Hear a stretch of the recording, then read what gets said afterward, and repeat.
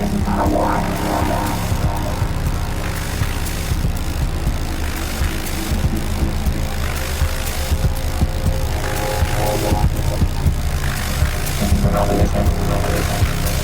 right, coming at you all the way live from the lower bottoms of West Oakland.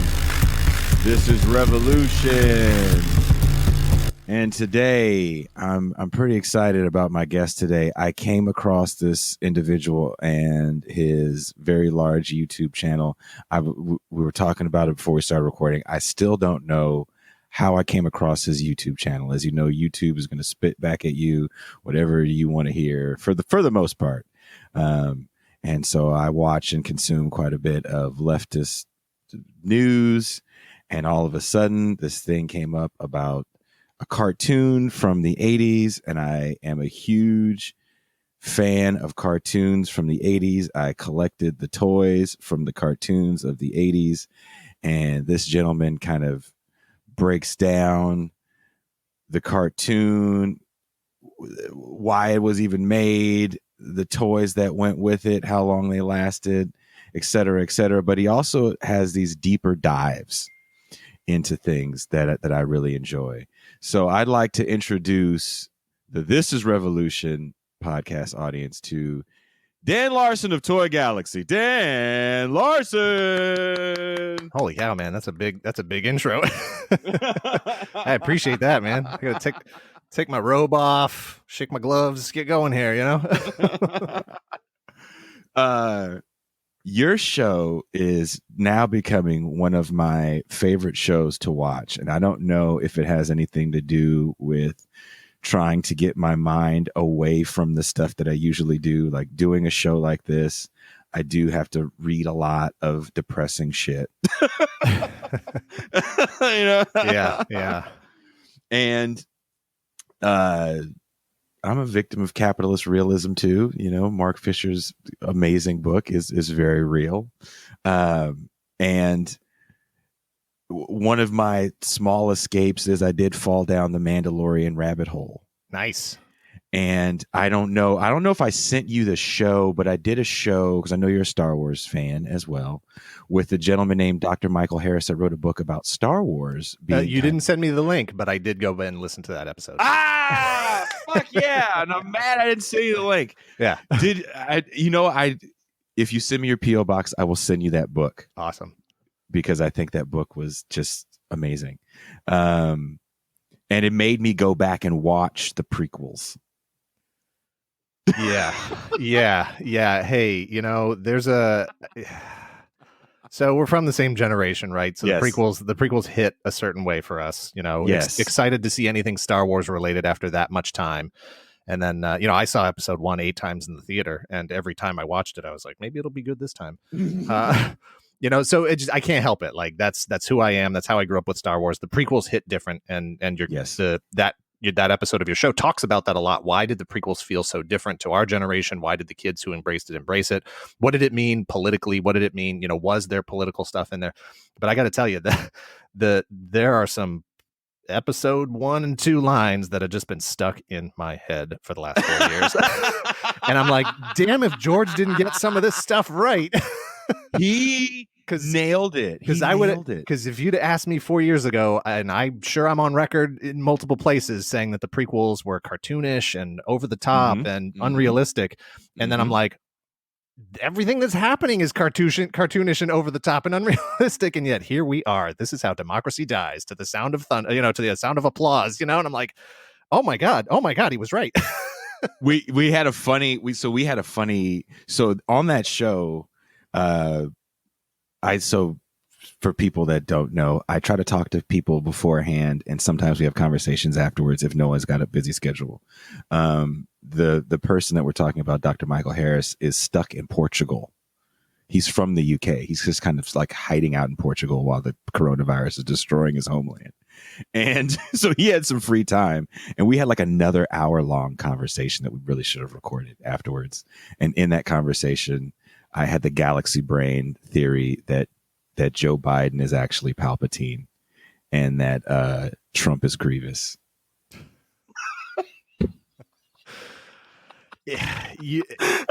So yeah. So this has been the hard part of this conversation for the last several months, if not years. Is this how do you motivate? How do you get the people to engage that have that attitude of they're both bad, right? Like I got to pick the better of the two evils. Well, they're both still evil at the end of the day, right? Like, how do you engage those people and say, I hear you. I acknowledge what you're saying about this person and their policies and their histories and their long overdue stays in government and all of that. And how do you still engage them and say, this is still the right move. This is still the direction we need to go in this particular situation. We will talk about what happens the day after that. First we need to get to that day, and then we get the next day to talk about it. Which, by the way, I don't know if you want to address what day we're talking about this stuff. This is as Dan and I are talking, and I didn't even know this was going to happen. I actually thought that next week the election results are going to come in. As we're talking today, November 7th, the results are finally in. Joe Biden has just been announced the president-elect, the 46th president-elect of the United States, with Kamala Harris as vice president. Donald Trump has been defeated. A friend of mine, a musician, Tony Ash from the band Coliseum and Conan Neutron and the Secret Friends, said, "This reminds me of the end of Return of the Jedi." So that announcement came about an hour ago, right about noon, just after noon. It's just after 1 o'clock Eastern time where I am, and that's pretty much because my social media is all pop culture, Star Wars, G.I. Joe, Transformers, this stuff, and it's Ewoks. It's Ewoks all. It's just, like I just pulled up Spotify to play the original the original end of Return of the Jedi, because that's how I'm feeling right now. It does have that. It has that feel. And the comment I wrote back to him was, let's remember that we had 2 seasons of The Mandalorian and 3 more movies that explain that without addressing the inequalities of the Outer Rim regions. That's what I said. I literally I wrote those words on my Instagram and my Twitter. 10 minutes before I clicked the link to get on this show, I was posting on Instagram and Twitter picture of an Ewok that said, "Hey, look, take a breath. We this battle is over. Take a breath, regroup, recompose yourself.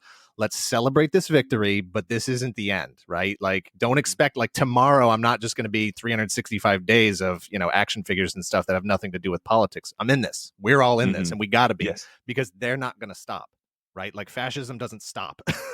No. They're not like, we lost. It's what we... There's a professor named Richard Wolff, a professor of economics, that actually really gets into that whole thing about when you defeat something like that, like after the New Deal in WW2, we kind of, I wouldn't say defeated the capitalists, but there was a lot of capitalists that were really pissed off about the reforms that were made, like Social Security and unemployment and worker protections. Like, we forget. It wasn't that long. Maybe in people listening right now, in your grandparents' lifetime, child labor was what happened. It was a real thing.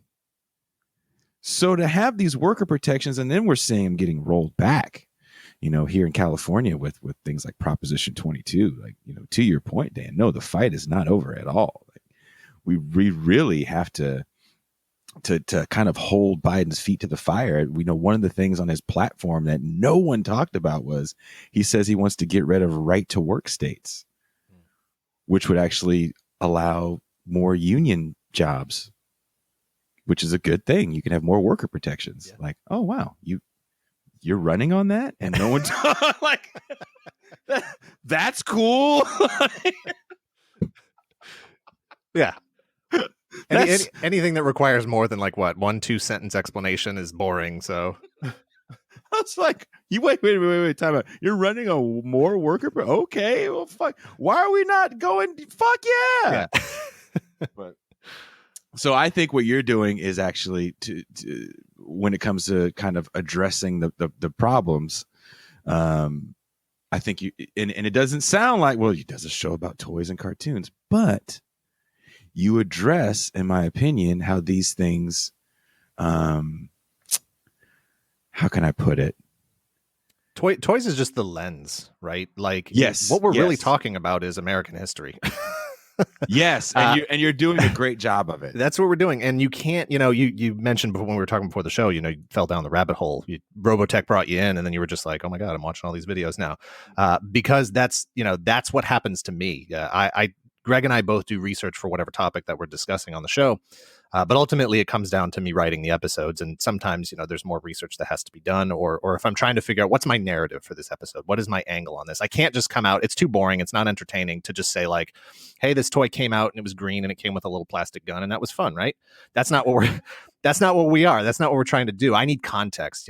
I need to first inform myself so that I have as much information about what this thing is and why did it exist and what were they selling us and how did that work and what was the long-term impact? What was the long-term impact of G.I. Joe, Real American Hero? How did that hit me when I was 10?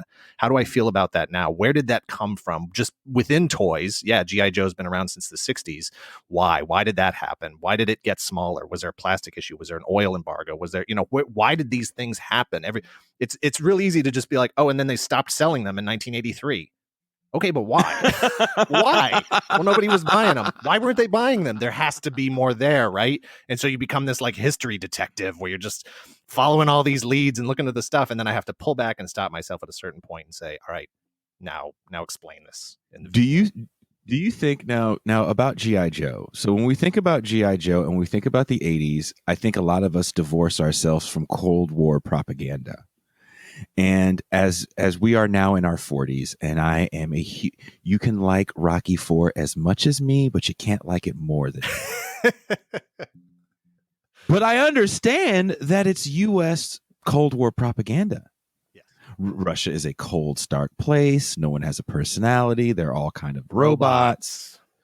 And Drago is this unfeeling character. And even when you watch the sequel, Creed 2, Russia's still this cold place, and now Drago has kind of sort of feelings, and I think they did a slightly better job of trying to give it personality. The ending, I definitely kind of thought the ending was sweet, but that being said, I understand that it's propaganda. And when I think about G.I. Joe in the 80s, and definitely Cobra isn't trying to spread the message of communism. Not that I don't think he really had a message, right? It's just evil for evil. If you want to get into that, technically, the head of Cobra Commander, is a capitalist. He's like a business guy, business mogul, and enterprise who gets all of his money from his business operations, and then he uses that for global terrorism. And the same could be said about Miles Mayhem, right?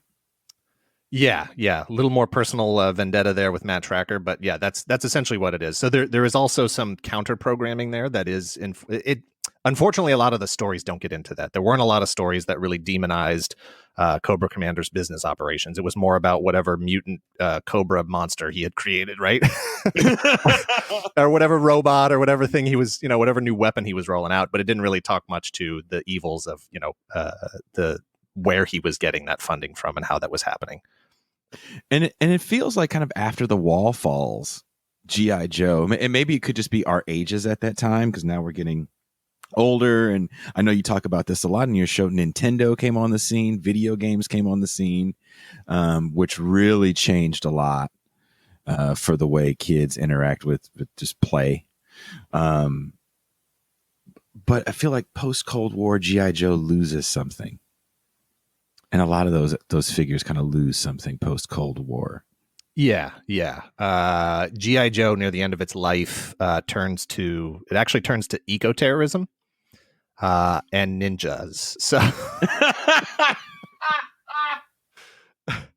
So props on the eco-terrorism part. It is somewhat relevant today. You could probably work that back in if you want to. But the ninjas thing was just, ninjas were hot, and you gotta, where are we going, like you said, after they try to move away from that real sort of, terrorism and allegory for the Cold War. And we forget that terrorism was like a real thing that was happening, but the causes of it weren't just, evil for evil's sake. You have a very violent occupation of Palestine, Yeah. going on. Yeah. You that like no one addresses at all. Like it's never addressed. And every time we see a movie with any sort of brown terrorist, they're generally a buffoonish Palestinian, just mad about their God and not about this kind of horrible land grab that's been going on in their country for some time. So kind of trying to get back to the context of like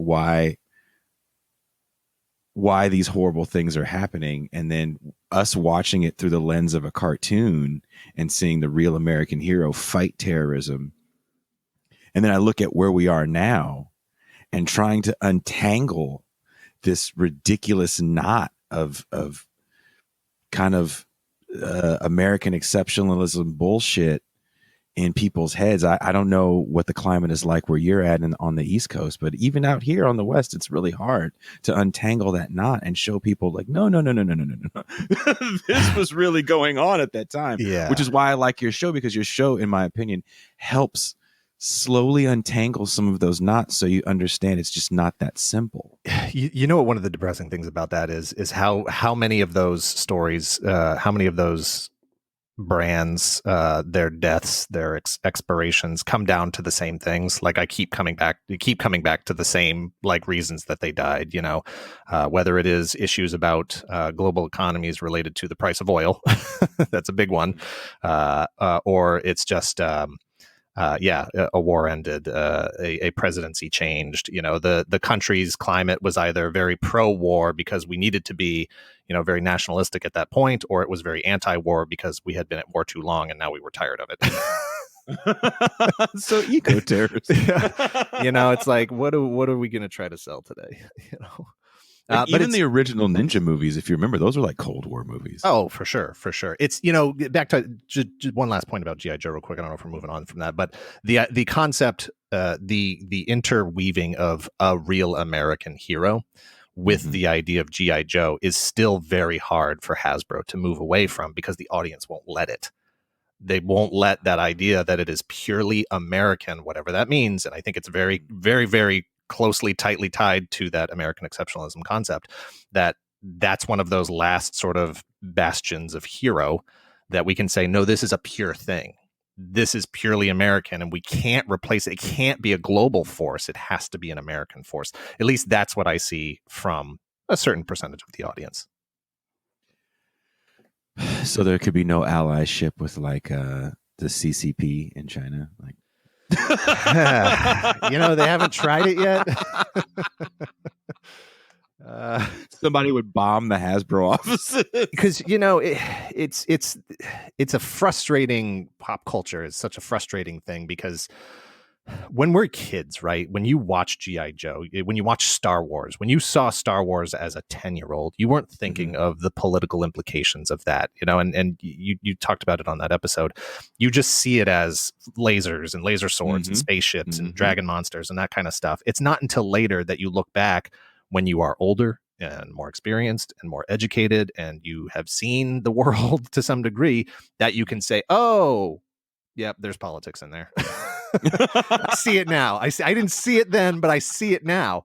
So these fans who grew up with G.I. Joe and Thundercats and this stuff when they were kids and just saw the dynamic as pure good versus pure evil, when they get older and they start to re-examine those things, or those brands try to introduce those same kinds of things, now they go, this is forced diversity. Just make it like it was. It was just good and evil. And you can't, you know too much now, right?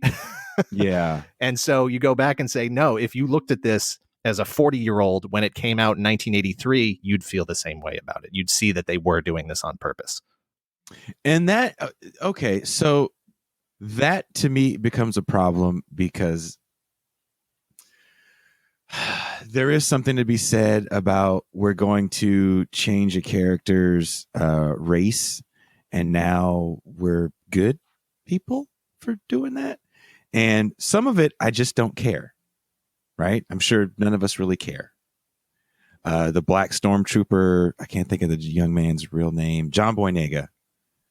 I don't know if you read the article the interview he had in UK GQ, but he got pretty pissed about the 3 post movies because apparently he was told he was going to have a much bigger role. Yeah.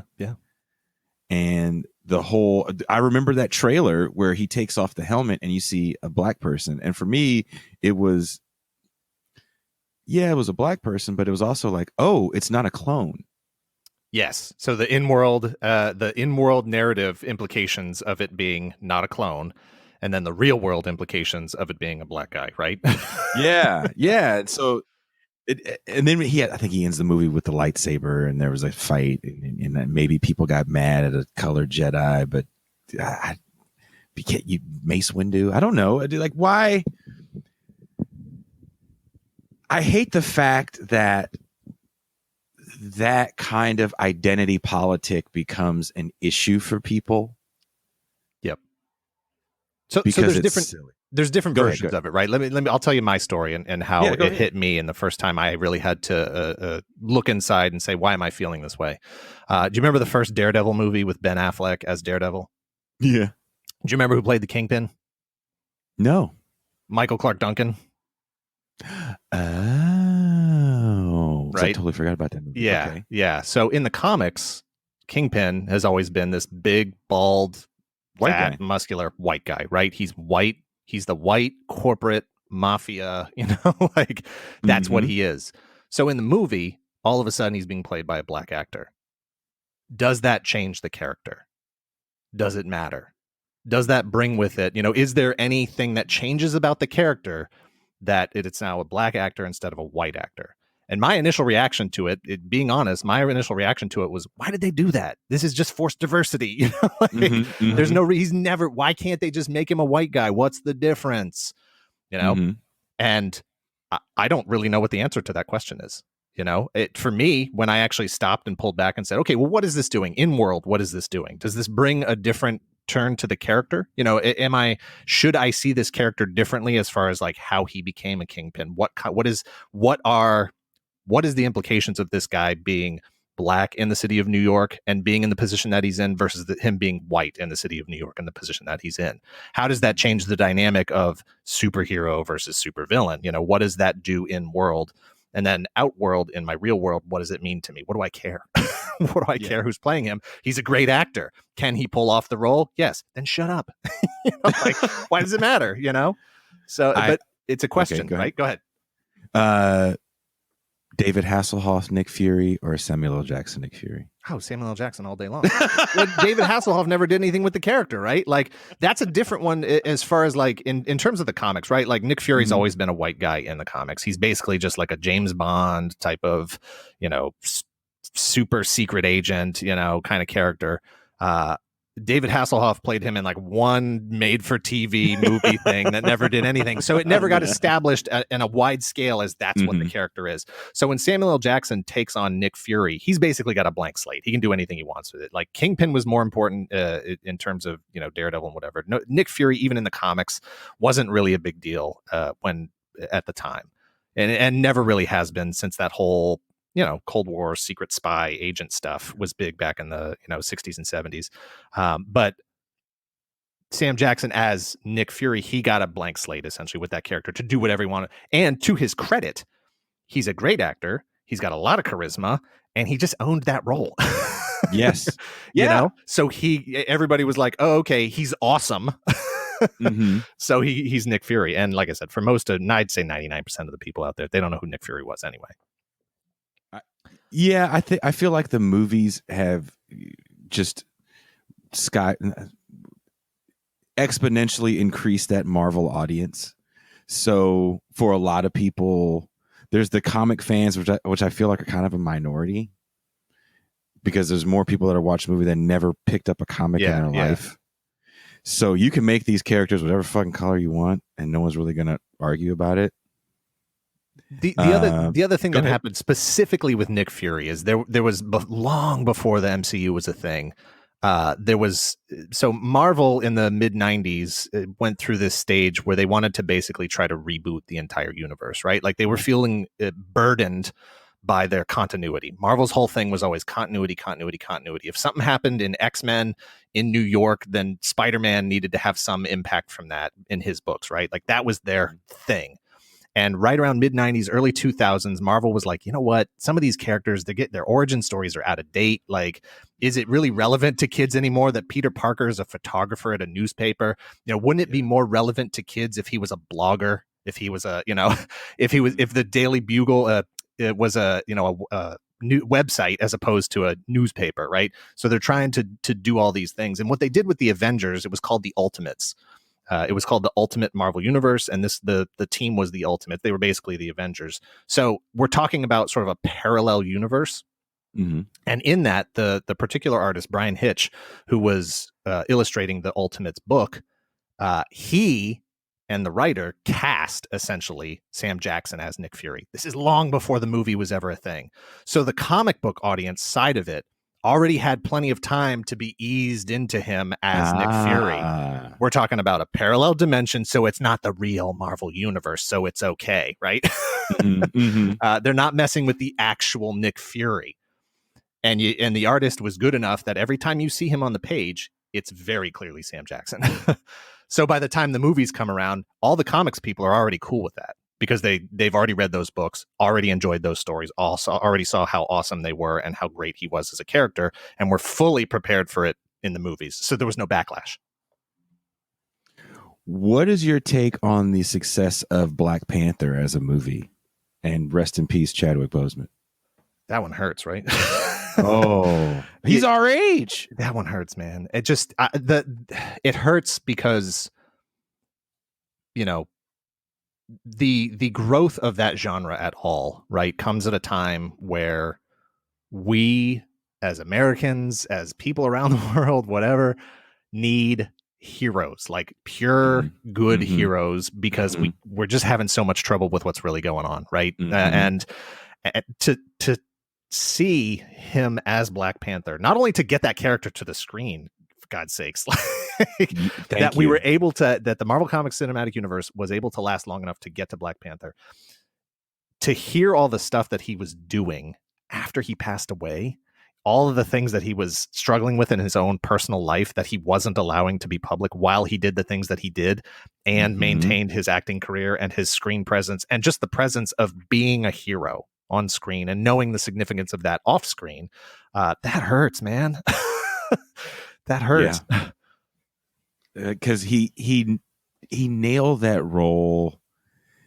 And when that was like not just a huge movie, but when the costume became this thing that all little kids wanted to be Black Panther, it was like, oh, this is pretty cool to see. Because growing up, I wanted to be Spider-Man, not Miles Morales. No, right. I wanted to be Spider-Man. Peter Parker, 1975, that shitty ass made for TV movie. I watched that shit every time it would come on regular TV. My grandmother would tape it for me so I wouldn't miss it, and I could watch it over and over again. And I had a Spider-Man ski mask. I don't know why I had a ski mask. I had one too. Was it the one with the eyes cut out? Yep. I had the same one. My brother and I each had one, yeah. And didn't need it in California. Just all it was for me to jump off the bed and be Spider-Man. That's all it was for. And that's who I wanted to be. And now seeing other little kids that just want to be Black Panther. So that Black Panther is another one where, that character's been around since the 60s in the comics. Yep. He's been an Avenger. He's done all that stuff. Everything they pulled from the movies, they pulled right from the comics. He fought the KKK, all this stuff. He had the Infinity Gauntlet at all one point. All that. Yeah. No, he's one of the most important characters in the Marvel Universe.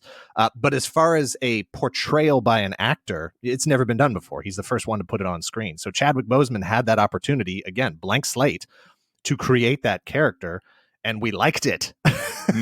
and then it was taken from us, as fans of the show, as fans of the movie and the character. It was taken too soon. And you go, no. We were supposed to get at least 2-3 more movies out of this character. I'm not ready to move on to another actor. This is bullshit. You can't. And I, you know what? You can't. Maybe if they want to do that shit where they do the face thing like they did with Carrie Fisher and Grand Moff Tarkin, and I can't think of his real name right now. maybe you can do that for a couple scenes, but ultimately Chadwick Boseman is Black Panther. Like that's people were doing the Wakanda forever when he passed away. Yeah. Well, and that was all like it. Look, Iron Man was a good movie, right? Mm-hmm. We all enjoyed Iron Man, but it was not a culturally significant movie for like when Black Panther hit to put a headlining Black superhero out there, to have it be so different from the other heroes that were out there, but just as important. Like in world, yes, important, but out of world, more important. Mm-hmm. Like you said, that just the shift, in terms of pop culture, to go from Spider-Man to now the kids want to be Black Panther, and that's all kids, all kids. That's significant, and to have him gone so soon is just, it's not fair. And that's me. No, it's not. It and it's so shockingly, like all that. It hurt. Chadwick Boseman hurt. Right. That's just the suddenness of it as well. Like if he had, and again, it's everybody's individual decision to decide how they want to handle those things and what they make public. I struggle with what's personal, what's private, what should be public, what's good for the channel versus what I need as an individual. It's not my business for him to have publicly spoken about his, cancer diagnosis or his treatment or any of that stuff. But if he had, it wouldn't have been so sudden, like there's that whole, like, there's no such thing as an overnight sensation, right? Like everybody, mm-hmm. You worked, you studied, you practiced, you dug, you played the crap clubs with two people, and then all of a sudden you got this big fan base and you sign the label and they go, oh, he was an overnight sensation. Yeah, that is the story. That is definitely, because that guy, again, he's our age. He's been doing it since he was a kid in his young 20s. And we forget that he portrayed people that I think are extremely important now. If you're a Black Panther fan and you want to go back and look at Chadwick Boseman's movies, go back and watch the Thurgood Marshall movie. Yeah. And it's important because Clarence Thomas was the Black replacement. So when we talk about racial inclusion, and what was the term you used? When they put a Black character where there was a white one? I'm not sure what. I don't know what term it was. Anyway, color mixing it up. Forced diversity. Forced diversity, yeah. The forced diversity was, we take Thurgood Marshall, one of the greatest Supreme Court justices of all time, and replace him with a conservative, super conservative, and kind of horrible character in Clarence Thomas, but he's Black, right? Same thing, and right? that was the thing. It's like, we'll give you a Black guy, and here you go, shut up. And the guy in office currently was a huge proponent of getting this extremely conservative Supreme Court justice on, to the point where he just destroyed Anita Hill on the stand. So go back and watch Thurgood Marshall, and then watch the Anita documentary, for those that don't want to read anything. That'd be way more fucking entertaining. Is that available on audiobook? I don't really read. Nobody wants to sit there and read Thurgood Marshall books and books about him, but you can watch the Chadwick Boseman documentary, which I thought was pretty good. Moving on to one of our favorite toy lines, Mask. Yes. Mask fucked me up as a young kid. Why? Because I thought it was the coolest shit in the world. When I saw the commercial for the show, and it's funny when you talk, so if you, I'm going to put links to Dan's show, and I really want everyone here to watch it. I remember going to the store, and you would see the toy sometimes before the cartoon. Yes. And one of those things that I got before the cartoon was Jason the Wheeled Warriors. Okay, yeah. Because my name is Jason, and there's never fucking anything with Jason in it. And I saw that and I was like, fuck yeah, it's me. And I remember getting it and I was like, this kind of sucks. There's a little guy in there that kind of fucking sucks. Yeah. I was never a fan, I'll be honest with you. Well, because it fucking sucked. So Dan has a show, before we get into Mask, Dan has a show about this line of toys called Jason the Wheel Warriors. And one of the things that Dan does in his show is he really gets into why certain things sucked. And I never use that term. You don't. I never do. I have a very short list of rules that I sort of set out for myself when we originally started writing the show. And I said, I'm never going to say something sucks, because every toy out there, I don't care how much it sucks, is somebody's favorite toy. And I appreciate that. And I didn't want that person coming to our show and being like, fuck those guys. This is the I couldn't have all the good toys. I got the crap Jar Jar from, the gas station or whatever. And that's my favorite toy. So I've always tried, like, whenever we do a show that's like, the people are like, you got to do the 10 worst this, do the 10 worst that. I'm like, it's hard to go negative for me because A, it's toys and I just want to have fun with it. And B, I'm trying to keep in mind that somebody loves that crappy crap thing, and you do have fun with it. And Jason the Wheel Warriors was a kind of interesting line because the toys came out and then this cartoon comes out. So there's always a cartoon to sell the toys. Right. And for those that don't know that, and I didn't know that for a long time, that these cartoons are 23-minute commercials to sell products. And Jason the Wheeled Warriors just wasn't that great of a product, but it had Jason in it, and I bought it, and it has this little generic. It's the most generic in the figure, like in the what do you call it, vehicle figure ever. It's just kind of like this thing. Doesn't look anything like the car. Exactly. Go on. Yeah. And it's just this kind of like. It's like a widget almost. It's almost like they were like an afterthought. It felt like they were like, so go ahead and put this generic figure in there. Let's see how it looks. Fabulous. So when we roll it out, and then they just rolled it out without actually making the figure thing. And there was a lot of so when we talk about capitalism, I think we cutting corners is a big thing with capitalism, right? Mm-hmm. How do I make the most profit? And at a certain point, people just didn't care about children at all. Like, these dumb kids are, in a room that this was echoed constantly. These dumb kids just buy anything. Well, who's got the money, right? Who's making those purchases? It wasn't me. I didn't have the money. It was my parents, right? So the message goes from manufacturer to kid to parent. That's the flow of that message, right? So you got to engage the kid first, and the kid goes and says, hey, buy me this thing. And then the people with the funding go buy the thing, right?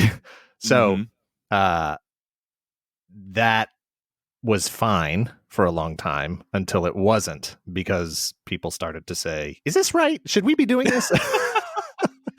Is this, we're making a lot of money, but it feels like it might be wrong. Maybe. I don't even know if that maybe it was more of the kids finally getting like, this fucking sucks. Oh, I didn't. No, I'm still there. And this is sort of part of the journey of our show and the episodes and stuff that we've done, and the sort of the commentary within the comments there and across our social media is, look, we're that generation that grew up under that, before it was reformed in the early 90s with the Children's Television Act. We were the generation that was the recipient of all of that capitalism. And nothing's wrong with us. I haven't killed anybody. I didn't grow up to be a shirtless, military guy that, goes overseas to kill people. I didn't. So what was the actual long-term negative impact of that stuff? Was there any? Was it bad in retrospect, or was it just overreactive parents who said, I don't feel right about this. This feels weird. Well, your Dungeons and Dragons. See, now we're getting off the mass topic. I'm so mad. So, So two things. One thing, before we move on, like you said, so there's three different ways that sort of toy cartoon thing happens, right? Like sometimes they make the cartoon first and are like, oh, hey, we should make some toys. Sometimes it's in cooperation. The development of the cartoon and the development of the toy happen at the same time. And then other times, as is the case with Jason the Wheeled Warriors, they created the toy first. and then the show followed. So when it came time for the show, whoever was making the show looked at that crap action figure and said, no, that's not going to sell a show. And so they created interesting original characters for the show. And at that point, you can't go back and like remake the toys. The toys have already been made. They're already shipped. So you get a line of toys that doesn't match the show. Mask is the other way around. I saw the show first and I was like, my God, I love this show. There's no way they could make toys. And then they made toys, yeah. Because I don't know, as a kid, I'm like 10 years old. I don't know that the whole point of the show was to sell the toy line that they already had ready to go on the shelves. And so these toys come out, and my friends and I are at the bus stop, and I'm like, they have Mask toys? How is that possible? We don't have the engineering. It's impossible. It's a car, it's a helicopter that turns into a jet. They can't do that, right? And so, my mom's like, yeah, I work at Zayre's. We've got them in stock. And I'm like, how? I saw them we had a store called Montgomery Ward's. Did you have one of those back where you're from? And Montgomery Ward's had I don't know why I'm remembering this, because I had to have been about 8 or 9. They had a display, and on the display was Thunderhawk. Yep. And was it Gator? Was the Jeep, right? Gator's the orange Jeep, yep. And I got Gator. And I don't know why I got Gator. Maybe it was a price thing. I tried to be like, get the cheap one. Yeah. And my grandma got me Gator. I lived with my grandparents at the time, my grandmother. And then the show came on. I saw the toy first. I thought the toy was amazing looking. The box was amazing looking. And then I saw the show and I was like, oh, fuck this. Every Star Wars character is becoming a Mask character. So I got aluminum foil because I couldn't afford it, right? I got aluminum foil and would put it around Stormtrooper heads. Nice. And that was how the masks went. Yeah. That's that childhood ingenuity. That's you gotta find a way, man. You gotta find a way. Yeah, I love it. I swear I'll have to reach out to you at some point. It's been my dream for a really long time to put a book together collecting stories like that. The things you did, the way you played with your toys, the trouble you got into. My wife tells the story about her My Little Ponies and her, Breyer horses as a kid, where she'd, be out in the backyard playing with her horses, and she would, the horses, they need to eat, right? And they eat the grass. And so she's pulling up the grass because the horses are eating them. And her grandmother, who she lived with at the time, her grandmother was like, stop tearing up the damn grass. What are you doing? You're like, but I'm playing. He's playing. Yeah. So I love those stories. They're like the purest, most wonderful things. And I'm just I want to collect those stories and just put them all in one place. Just so it's so wholesome. You told a story of, and I think we need this right now. You told a story of using your grandparents' like bookcase. Yeah. And that was me. Yeah. This big couch is going to be a Star Destroyer. Yep. Because I didn't have those play sets. Nope. Any kid that had those play sets, you were rich, and fuck you. Exactly. And it was the worst kid. If a kid had the more than one G.I. Joe vehicle, worst kid. And I mean the big ones, not like hell of the little ones. Like I had the motorcycle. Yeah. But if you had like the jet and a tank and the hovercraft, you're probably an asshole. Yeah. And they never appreciated it. Never appreciated it. You walk into that bedroom and there's just like play sets and vehicles stacked up. And you're like, oh my God. And they're just like, yeah, that's my play sets and vehicles stack, whatever. Can I be here? You're the nicest person when the parents are there. You're like, I just want to be your son. Yeah. You're talking with your other friend, your better friend. And you're like, look, we need to stay in with Kevin. I know he's an asshole. I know he is, but we got to stay in with him, man. He's got all the stuff. He's got photon, bro. Exactly. I remember. So another thing you bring up is photon, laser tag, and Intertech. And a friend of mine had an Intertech gun. And when we go back to that Cold War era of watching Rambo, I watched Rambo as a kid. I'm sure you did. I wasn't allowed. No, I did. I wasn't allowed to see Rambo, RoboCop, Predator, any of that stuff. Oh man, you needed a mom that didn't give a shit. Yeah, my mom. Oh God, and my mom listens to this show too. She was going through a rough time, and she worked nights. Yeah. wonderful woman. Yeah, keep But yourself busy. Keep yourself busy. Oh man, I was a kid that could tell you what time it was by what was on TV. Yeah. And I got to watch RoboCop, both Rambos. I didn't really understand Rambo 1 at the time. It's a different thing. And just and since you couldn't watch that kind of stuff, and I had divorced parents, and my mom really did work nights, so I did get to go to sleep to watching, shitty HBO, and they needed so much content. There was a lot of horrible canon films that came on at night that were just basically Cold War era propaganda films of some soldier of fortune going back to Vietnam. Yep. Or destroying some Russian cell. So that was definitely my reality and that of my friends. So when one of our friends actually had like the Kevin, we'll call him Kevin. That is the name of all a-hole kids. Had the Intertech gun, and he had the Intertech water balloon maker. Yeah. Hand grenades. Keep in mind, Dan Larson, I live in the fucking ghetto. Like we should not be playing with realistic firearms where I'm from.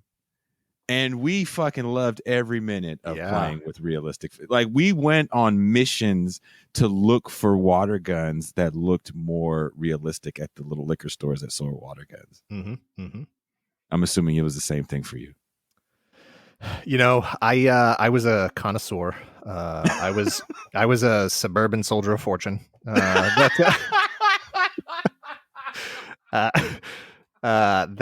curated a collection of as realistic as possible weapons. I might have been a 10-year-old prepper. I don't know. And my parents were like, Entertech was sort of where they drew the line. But because Entertech, for those that don't know, Entertech is especially for the time, like hyper realistic set of toy guns that were motorized. They were battery operated and they were motorized. So they had a little bit of a machine sound when you fired them, but they advertised their range, accuracy, and fire rate of the water that they squirted. But they are also the guns. They are also the toys that basically turned guns aren't toys into a thing. They're the line of toys that made every single gun that got produced after that for kids had to be manufactured with a unremovable or a blaze orange is the color, blaze orange tip to identify it as a toy gun as opposed to a real gun. Because not only were kids the victims of police fire, they see kids with guns, they get shot, but also actual real life criminals were using them because they looked so much like real guns, just to like walk in and rob a convenience store. And, they're like, he had a gun. It was an Uzi, and they find the gun. Like, well, it's a squirt gun, so. And yeah, it's, and then you go on to say that the thing that killed Intertech was the Super Soaker because it needed no battery, was cheaper to make, and it shot further. Part of that, mostly it was the political implications. It was the guns. We can't keep advertising toys through commercials to kids. We can't keep selling guns to kids. That whole mentality had to shift. So Zayres, you said Montgomery Ward. Zayres for me was my local, Kmart type place. And there used to be 3 aisles, right? There used to be the action figure aisle. There used to be the car, like Hot Wheels cars aisle. And then there was the gun aisle. I do remember. And there were racks of guns. Like there were those like wire bins, you just like dig through up to your elbows, just full of guns, like guns everywhere. It was just, that was just one of the toys. And that's got a whole history and heritage all its own as well. That goes back to, the popularity of Westerns. In through the era of the 50s, and turns into the space age with laser guns and space Buck Rogers pistols and that stuff. But that was all just part of nobody ever stopped to think, is this good? Is this should we be doing this? Like, it's just like, kids like guns, give them guns. This sells. They sell like hotcakes. But that all stopped. Entertech stopped, and yeah, you start to get, Nintendo. When Nintendo comes out, Nintendo came with a gun, right? Like you could buy the light zapper set, and Sega and Nintendo. That's right. That's right. Yeah. And so Photon's out there with their actual laser tag facilities. Photon was the one I had exposure to before it was even a widely branded thing. And then laser tag with not only their guns but also the animated series and some supporting media around that. So it doesn't change, guns aren't toys. That doesn't kill the whole market. It kills Entertech, but they still sell guns, and everybody still sells guns to kids. They just look more like space guns, and they're in like neon colors, and they have like tiger print all over them, Yeah. It just changed shape. There's a good book. I'm still waiting for her to finish her next book. Roxanne Dunbar Ortiz wrote a book about the Second Amendment called Loaded, and the history of the Second Amendment and our fascination with guns in America. So I'll put a link to that in the show. It starts very young. Yes, before we were even a country. Oh, I just meant in terms of age, of individual ages. It starts. Guns as part of our culture starts when we're. I'm sure you said you have a 2-year-old son. Mm-hmm. I'm sure he's seen enough at this point.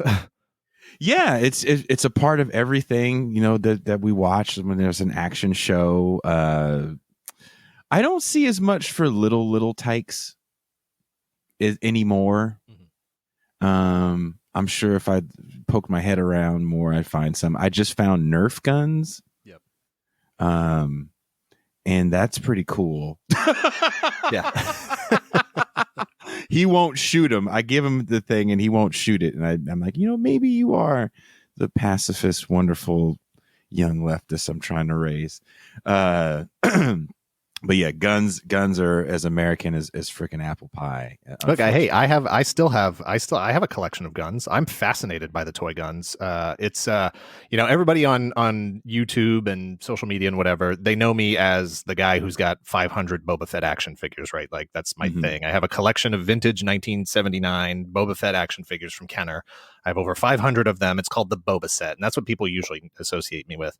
But I also have a pretty good collection of toy guns because I'm fascinated by their cultural impact, but also the sort of engineering of them and the degree to which toy companies, especially the further you go back into the 50s, the degree to which the engineering was so much like real guns that it was barely like just to change a couple of those internal mechanisms around, They're the same size, they're the same feel, they're the same weight.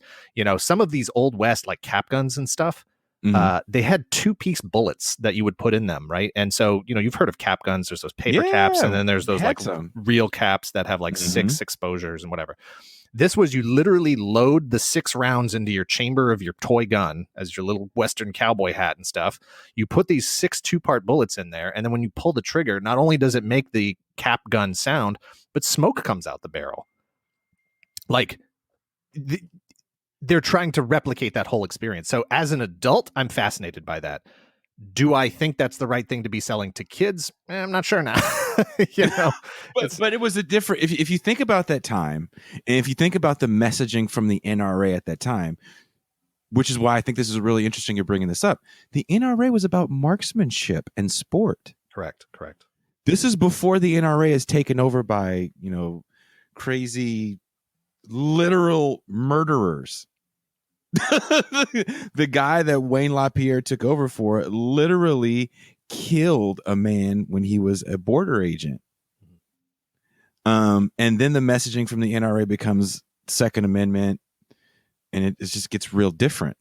So if you go back to that era of those old 50s and 40s cap guns, what's the movie? Red Ryder BB gun, A Christmas Story. Yeah. It makes sense. Because we weren't talking about violently overthrowing the Zionist government, let's just shoot some cans. There was no talk about roving gangs of MS-13 who are going to break into your house at 3 a.m. and steal your daughters and lock you in a refrigerator. Right? It wasn't protection to that point. No. And that's the way we look at guns now. Like I know people that are like, I have it for protection. I'm like, what are you protecting? Like my family. I'm like, you got dope or money in the house? Like, really, what do you have in a house that needs protecting? Look, I live Your in kids suck. I live in New Hampshire. I live in New Hampshire, right? So in New Hampshire, we have no state income tax, right? Our state motto is live free or die, right? Like, yeah, so I'm very well familiar. Yeah, we're intense about that. We basically, like, you cross the border, you become a resident of New Hampshire, and we issue you a gun. Like, that's how ingrained it is. Here's your driver's license, here's your voter registration, and here's your gun. You know, like, that's what New Hampshire is. I do not personally own any guns. Unless you're a criminal who's looking to rob me, I have lots of guns, so beware. I don't own any guns, but I have a lot of toy guns because I do recognize, A, that you have the right to own one, and that's fine. And B, I do have a lot of friends who hunt. And who have them, just as you just said, you know, for protection. And that's fine. Call it whatever you want. I don't think anybody's going to break into your house, you know, deep in the woods of, bumfuck nowhere. Whatever. Yeah. I was trying to think of a city name where I didn't actually know anybody who lived there.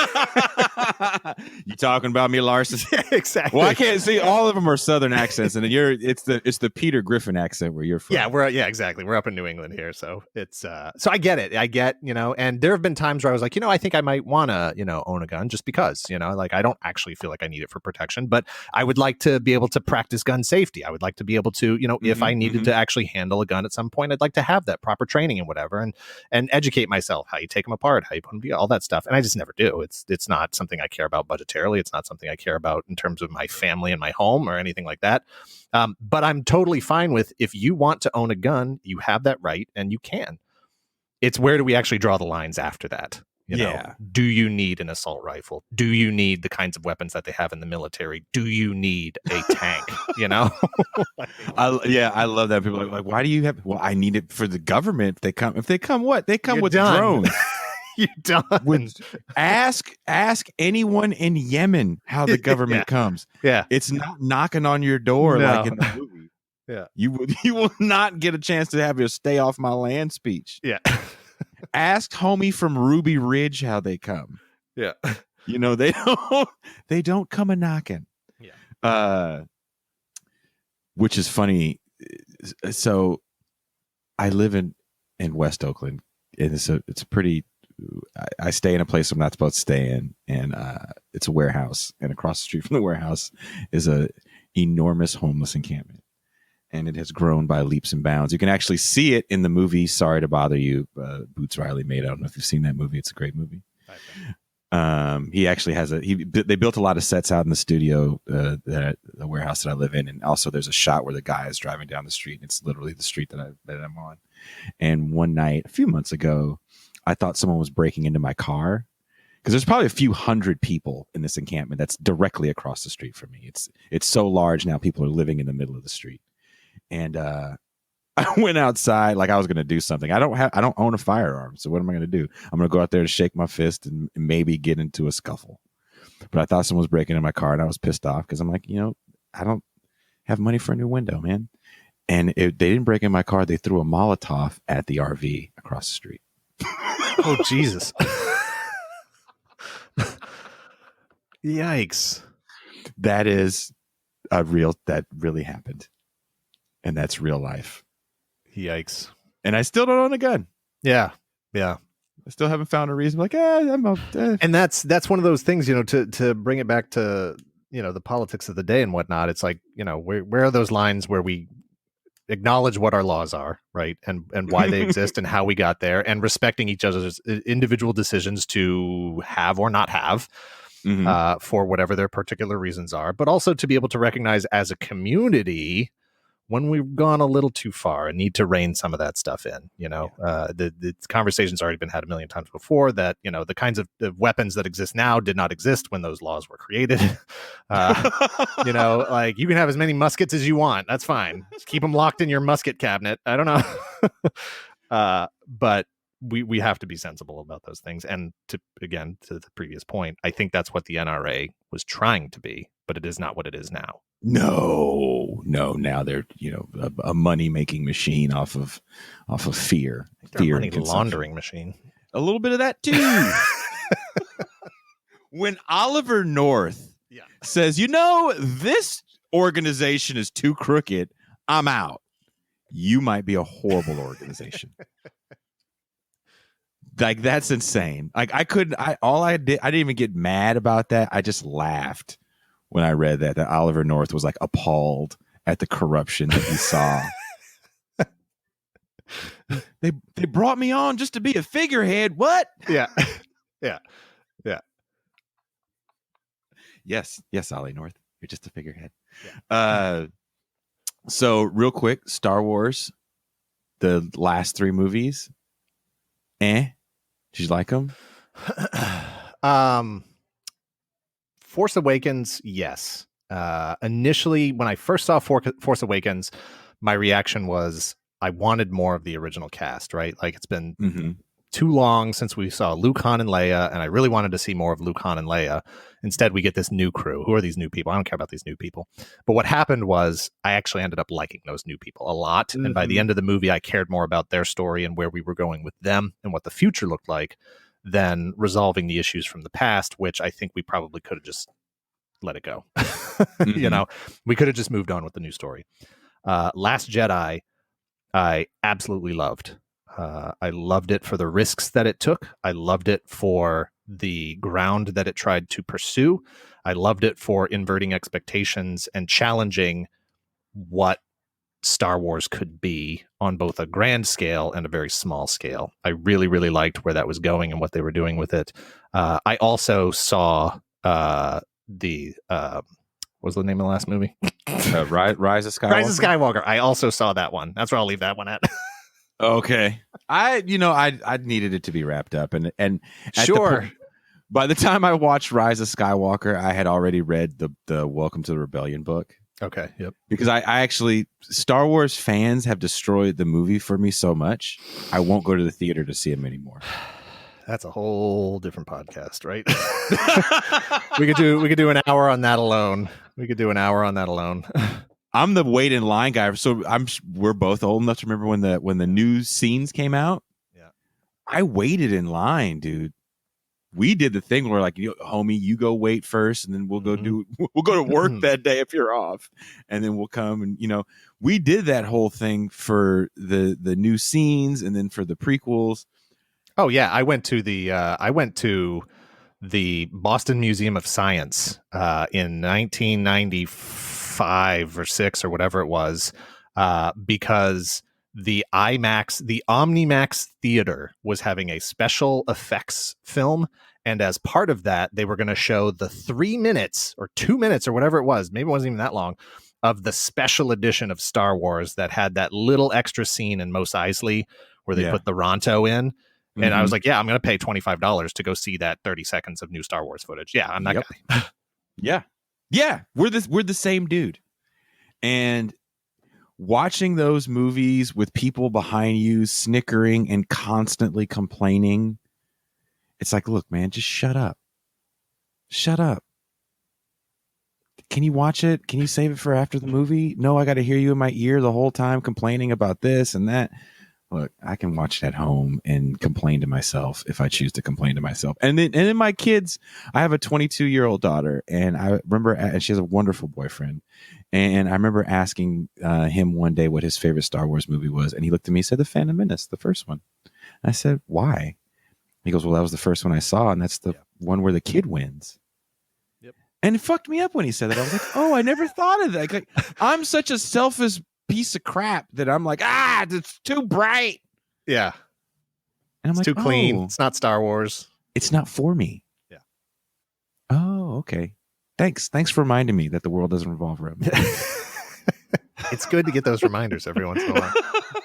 I'm going to go now watch 5 hours of Dan Larson video so I can look at my world. So 2 things real quick. You had touched on this a little earlier. First, I'm going to wrap up the Star Wars thing and say that there are 2 different ways that I am forced at this point to consume media, right? The first way is sitting in that theater. And in sitting in the theater watching Rise of Skywalker, I had fun. There was a Star Wars movie on the screen and I was enjoying it. Oh, look, it's the Millennium Falcon. Oh, look, Lando was there. Oh, look, it's a lightsaber fight. Oh, look, like it's just the cool stuff about Star Wars. And then you go home and you're like, all right, what does this mean? What was that movie? What does it mean to the franchise? Because somebody's going to ask me and I got to have an opinion, you know, I got to have a take. Should we do a video about this? Should we do a review? You know, so now I got to break it down and now I got to think about it. What are the implications and what does it mean for the future? All that stuff. So that can be a challenge, right? Like to have to parse those two things. And you mentioned that this ties into that. You mentioned that Toy Galaxy, you know, that is escapist entertainment, right? Like with everything that's been going on the last 4 years with just the anxiety and the stress and what is that guy going to say now? What is he going to do now? How is that going to affect my neighborhood, my family, my friends? I got to tell you, it has been very, very hard to play that role of trying to be someone else's outlet. You know, it's hard, man. So I try to write humorous stuff, right? Like I try to be funny. We try to make jokes. We've always tried to be that. Entertainment is our number one thing. But with everything that has been happening, pandemic and just this administration by itself, it was very difficult to make those episodes. You know, there's days where you just want to say, where's my outlet? What do I get to do? What do I get to watch? Where's my Toy Galaxy? You know, like where's my escapist entertainment? So, you know, I had to sort of say to myself, part of your job in this, part of your role in all of this, you can't be out on the streets, you know, with a sign, with a mask, pumping your fist, you know, protesting. But you can be the outlet for those people. Your part of my role in this is to try to write those jokes and to make sure those episodes get out every week so that people do have that escape while they continue their fight on their end, whatever that looks like. Well, we appreciate you. Thank you. And I love the work you're doing. And again, I can't stress it enough. I think bringing up the it's one thing to watch things like The Toys That Made Us, because it's cool and it's fun to watch and they're quirky. But when I watch yours, which is, you know, a little more succinct, you always hit home that the point is bigger than just this little micro thing. Like to me, you bring up the macro, like when you talk about the oil embargoes and when you talk about it, and sometimes you don't say it. I think there's been one episode where I think I heard you say the word capitalism, and it might have been the action figure rant, but you're saying it without saying it, that look, there's a bigger system at play that is the problem, and that maybe we should fight because it's affecting us. So I think that's important. Yeah, it's about saying, look, there's nothing wrong with you buying this Star Wars action figure. I'm never gonna guilt anybody for that. I am, you know, of course not, the number one, you know, collector here. But it's about being aware, you know, of the context of how that thing got made, how it got into your hands, how you bought it, where it came from, who's getting the money. Like, you know, just know that there's more to this than you saying, I want a guy with a rocket pack and a gun that looks like this, and then them delivering it. It's there's just more there. You know, why does that character look that way? Why is it why is it what is the nationality? What is the skin color? What is the whatever? There's more to that than just the liberal agenda. And that's like never the problem, right? That's like which is so funny because people can get caught up in the minutia of that BS and they miss kind of these broader points. And especially with the Star Wars thing and it being kind of a grand narrative. Like, oh, wow, there's this taxes and trade agreements lead us to fascism. Yeah, I mean, look, some of it's just straight up superficial crap. I'm not going to tell you that Jason the Wheeled Warriors had some, you know, super deep stuff going on here. I mean, there's some stuff going on there, right? But it's not all necessarily like terribly weighty and, you know, impacting every aspect of your life. But just remember that, you know, there's people that made this stuff. There's humans that were behind this stuff. They had motivations, a lot of which were just paying their rent, right? The guy whose job it was to write that file card on the back wasn't necessarily trying to push his agenda. He was trying to get paid so he could put food on the table for his family. And this is what the corporate execs told them to write because that's what they saw through their data was selling. Yes. And all of that, when you look at it and you go like, yeah, but what about the impact on our kids and their stuff and whatever? It's like, okay, but that's not what they intended to do. That was one of the effects of it. And so if we can look back on that in context and address it and acknowledge it and learn from it, that's the goal of all this. How can we just be better, more inclusive, smarter, all of it. And on that note, I don't want to keep you. That's Dan Larson from Toy Galaxy. Please, guys, we should do a Dan Larson Toy Galaxy live stream one day. Let's do it.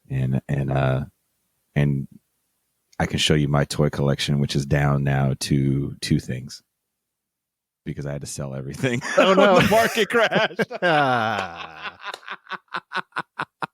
Yeah, we got our priorities. Life was a priority. Yep. My daughter bought me a Beetlejuice figure for my birthday that just passed from the 90s. Nice. And then my daughter also felt a few years ago that I looked like Will Smith as what was his name in oh God, the comic movie he was in? Men in Black? No. Hitch? No. Oh. I don't know where you're going with this. No, Which the one? DC movie. I can't think of his name. Deadshot. Deadshot. Yeah. Okay, yeah, he was in Suicide Squad. I don't know where you're going with that.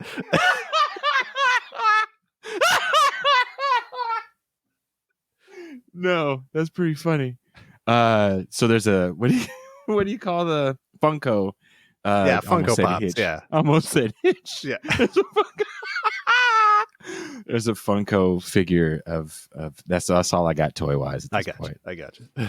But we'll have a toy. Yeah, off. I'm down for anytime, whatever. I love talking about this stuff. Hitch, man, that's a good movie for half the movie. It's really good.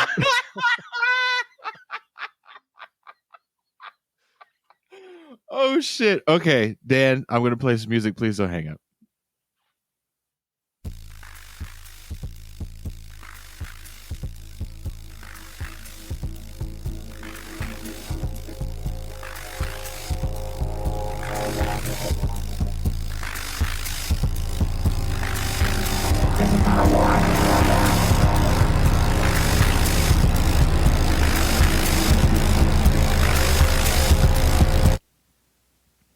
All right. That was a lot of fun. I had fun on that one. Dan Larson and I talked probably twice as long off air than we talked on air. He did say he was going to come back. He was down to come back and do a live stream. If you did not know, every Tuesday I do a live stream. More often than not, we have guests. There's a show coming up because I do take the live stream and make it into a podcast for those that miss it. And there is a show coming up with a bunch of us. It was a bigger panel that we had.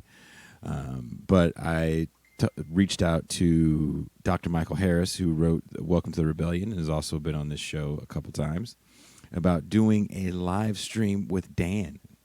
And we can talk about Star Wars a little more in depth. Again, I don't get enough talking about Star Wars.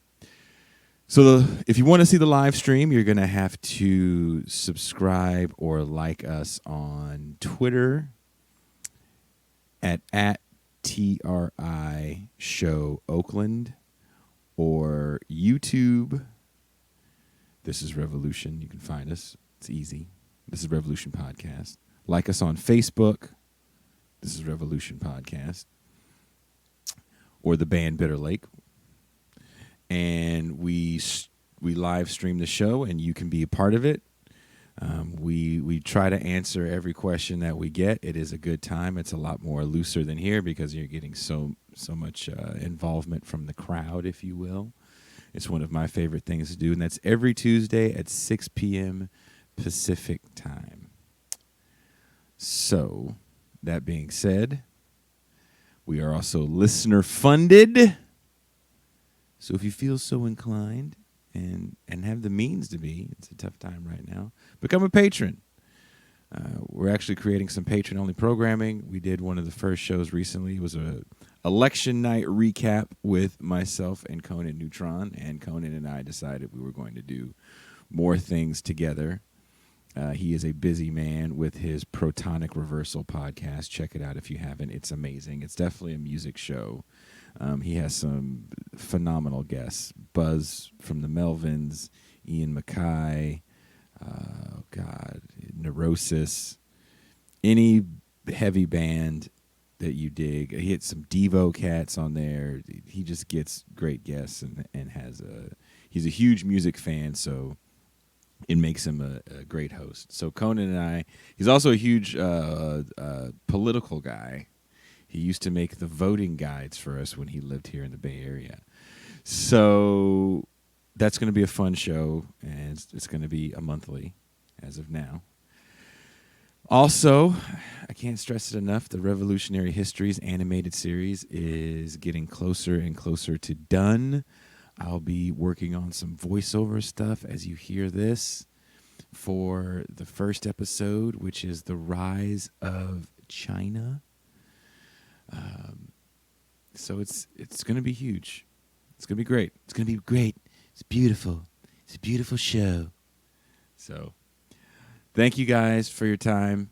Please like and subscribe. There are links in the description, no matter where you're listening to this, to like and subscribe and to become a patron. So thank you and take care.